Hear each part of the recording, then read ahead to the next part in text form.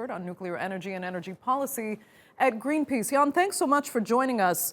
Greenpeace had been particularly concerned about the release of radiation during these fires, but Ukrainian authorities say the air is clear, no radiation reached Kiev or any surrounding areas. Are you convinced?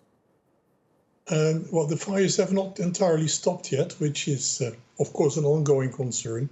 And our concerns were largely for the people that are directly in contact with the fires. That's firefighters, that's foresters, that is people working at the Chernobyl nuclear power station. They will, of course, be exposed to more of the dust coming from those fires and might face some risks there. Kiev is far away, and the information we have received from the Ukrainian authorities, but also from authorities from other people, other measurement stations in Kiev, show that the levels are well within limits, within acceptable limits. Okay, so generally, your message is that people outside, within good distance of the exclusion zone, should not be worried about the wind having carried any radioactive particles to other parts of the country and the continent.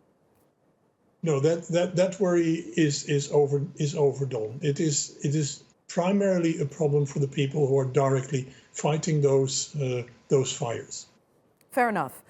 Let me ask you though, I mean, do we really understand still the extent of the damage of the original Chernobyl fire? I mean, I have to say I have friends in Eastern Europe as well as here in Turkey who say they believe they suffered from, thyroid dysfunction linked to that initial radiation leak that was spread by the wind, but then others that say really the fallout wasn't nearly as bad as anyone expected.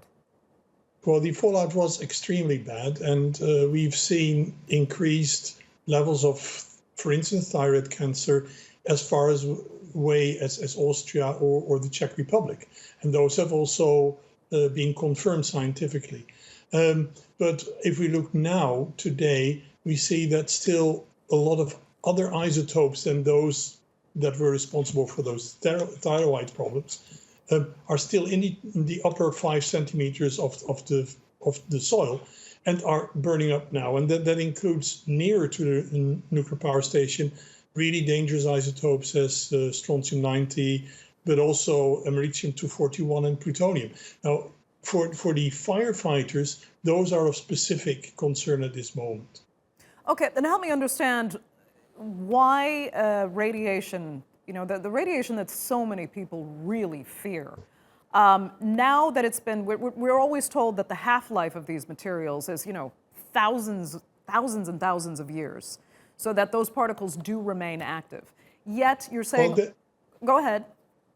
Yeah, that depends very much on the particle. The particle that caused the thyroid cancer is iodine-131. That already was gone after 60 days. That has a very short lifetime, half-time. But the other isotopes that I just mentioned, and an isotope like cesium-137, have half-times of about 30 years. So then the problem will remain for decades to come still. Okay. Let me ask you a wider story now in today's context. When this fire happened, I think at any other time it would have made global headlines. But in the shadow of the coronavirus pandemic, most people really didn't even hear about it. In a larger context, does that worry you that there are other things in your area of concern that are really flying under the radar because the world's attention is so focused elsewhere? Well, we've seen it already with Fukushima. The last thing you want to have on your hand if you have an earthquake is a radiation incident. And that is the same for Ukraine now.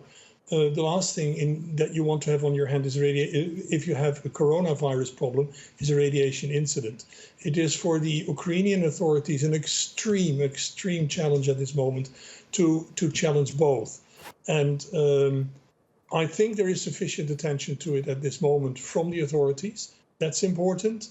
I think the world is also aware of this. We have seen a lot of attention in the last few days when the fires were nearing the Chernobyl nuclear power station. And don't forget, next week is the 34th anniversary of the catastrophe. We see in several countries the HBO documentary or the HBO series at this moment also brought on television.